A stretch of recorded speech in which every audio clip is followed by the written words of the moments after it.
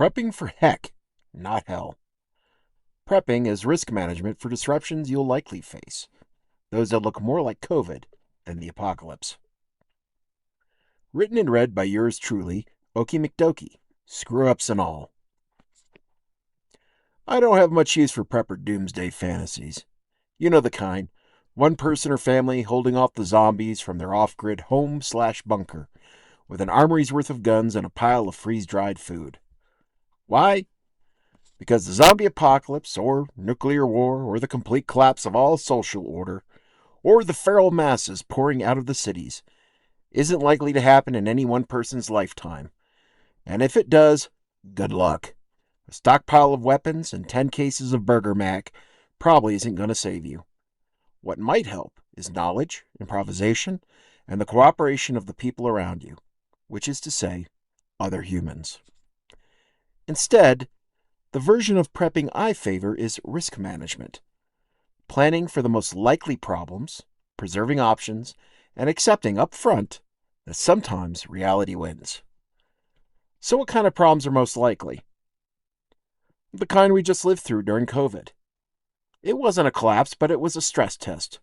And what it revealed wasn't chaos so much as friction. Things still existed, but you couldn't always get them. Systems still worked, but not on your schedule. Everyday life became slower, clumsier, and less predictable. I've been skimming the academic literature on what happens to stressed societies. Not just spectacular disasters, but pandemics, economic shocks, political instability, infrastructure breakdowns, and slow environmental strain. And the pattern looks familiar. Life usually goes on. It's just harder, more expensive, more of a pain in the ass, more like COVID. Another thing that tends to happen is that as central governments become less effective or less trusted, people start reorganizing their lives around local networks and informal self-governance. Neighbors help neighbors. Friends and family look out for one another. Ad hoc groups form to make decisions and get things done. It's not total chaos. It's a new normal. That's not to say that roving gangs of feral bandits never appear. They do sometimes, even in relatively small disasters. But they're overreported, exaggerated, and wildly overrepresented in our imaginations. As the saying goes in the news business, if it bleeds, it leads. Looking back at COVID, we all remember the empty shelves. Some of that was panic buying. A lot of it was a supply chain problem. When law and good sense had people staying home from restaurants, they were suddenly buying far more groceries. The food destined for Chili's couldn't be instantly rerouted to Albertsons. Different wholesalers, processors, packaging, and regulations. It took months to rework the system and get food to where people could actually buy it. From the customer's perspective, though, it felt like, where's the pasta? Where's the hamburger? Are we going into a famine? No, just a temporary hiccup, but it sucked. Personally, I also ran into trouble getting my meds filled on time and getting parts to keep the van running. I'm guessing most of you ran into your own versions of that too.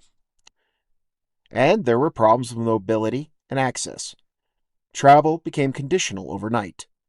Borders closed, flights were canceled, roads emptied, schools went remote, doctor visits were postponed, rationed, or moved onto a screen. Everyday things, crossing a state line, sitting in a waiting room, walking into a classroom, suddenly involved rules, exceptions, and uncertainty. None of it felt dramatic in the moment, but it quietly reminded us how much of daily life assumes free movement and easy access, and how quickly that can go sideways. None of this was a total and catastrophic collapse. Life wasn't hell, just a lot of heck. That's the kind of disruption I plan for, the kind where keeping your options open actually helps. FEMA's own advice on this point is surprisingly modest. Their baseline recommendation is that households be able to get by on their own for about 3 days, with basics like water, food and medications, light, information, and a little cash. Not months, not years. Just enough to ride out a short disruption while systems reboot and help, if it's coming, works its way through the backlog. That's a good place to start. It reminds me of a recent conversation with a friend in California during the flooding there. Her house wasn't in danger, but the grid was going out intermittently, and she had to get by without power. I suggested she get a solar system for next time. She thought I meant converting her whole house to solar, an expense completely out of reach. No, I meant a small portable setup, maybe $200 to $300, enough to keep a lamp on, devices charged, and maybe the fridge or a fan running, or a small gas generator to do the same thing. I like to go a little bigger and plan for longer disruptions. My personal sweet spot, emotionally and practically, is having plan Bs for about 3 months, and sometimes plans C and D. 3 months covers most likely situations, and for severe catastrophes, it buys time to figure things out. Take water.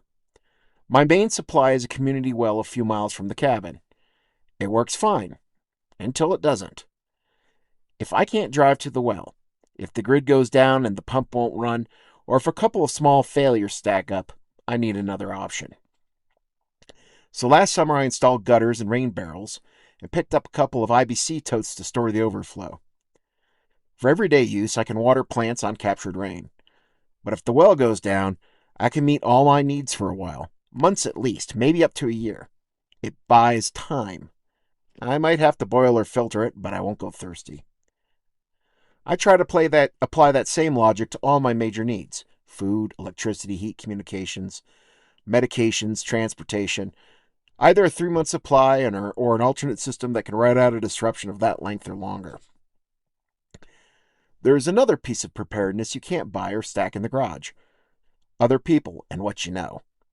Your own preparations matter, but in most situations I've heard of, or lived through myself, what mattered most was people helping people. Someone with a chainsaw to loan. Someone who knows first aid. Someone who can pull you out with a truck and a tow strap, or offer a spare bedroom, or calmly coordinate when plans fall apart. That kind of preparedness looks less like hoarding and more like knowing your neighbors, learning practical skills, and paying attention to how your local systems actually work. None of that shows up on a FEMA checklist, but it often matters more than whatever's in your pantry. But you can't plan for everything. Sometimes reality wins. Not because preparation failed, but because the situation moved outside the range of what preparation is meant to handle. Knowing where that line is matters. One of the quiet benefits of thinking this way is that you're less likely to cling to the wrong plan for too long. You've already thought through what you can reasonably deal with and what you can't. When the situation changes, you're not starting from panic or denial, you're switching modes. If a nuclear missile hits Los Alamos National Laboratory, about 50 miles due south of Hippie's End, and the wind blows radioactive dust north toward me, there's no amount of stored food or rainwater that makes staying put a good idea. At that point, the preparation that matters isn't self-sufficiency, but mobility. A bug-out bag, a full tank of gas, and the judgment to know it's time to leave. That doesn't mean earlier preparation was wasted. It means it did something subtler and more important. It taught me how to assess risk, stay calm under pressure, and make decisions with incomplete information. Once I'm on the road, I'll be improvising like everyone else, but from a position of practice, not panic. That's the mistake a lot of people make. If they're not all-in gun-loving preppers, they decide there's no point planning at all, because something could always happen that's out of their control. My response is simple. Think about your spare tire. Most cars carry one spare, and most of the time, that's enough. You get one flat, you change it, and you're back on the road. It's possible to get two flats at once, sure, but it's rare. In my experience, the only time that happens is in a bad enough accident that you need a tow anyway. Carrying one spare isn't a failure of imagination. It's an acceptance of probability. You plan for the problems you're most likely to face, and you accept that beyond a certain point, the solution stops being preparation and starts being recovery. The only people I know who carry two spares are overlanders, and even they don't carry four. That's really all I mean by prepping as risk management. It's not about outsmarting every possible disaster and surviving the end of the world by sheer grit and gunfire. It's about buying yourself time, reducing friction, preserving options. Most of the disruptions people actually live through don't require heroics. They require patience, flexibility, and a little breathing room. enough water to get through a dry spell, enough food to wait out a supply hiccup, enough power to keep the lights on and the phone charged, and enough social connection to not face it all alone. A spare tire doesn't guarantee you'll never be stranded. It just keeps a flat from turning into a crisis. And 99.9% of the time, that's enough.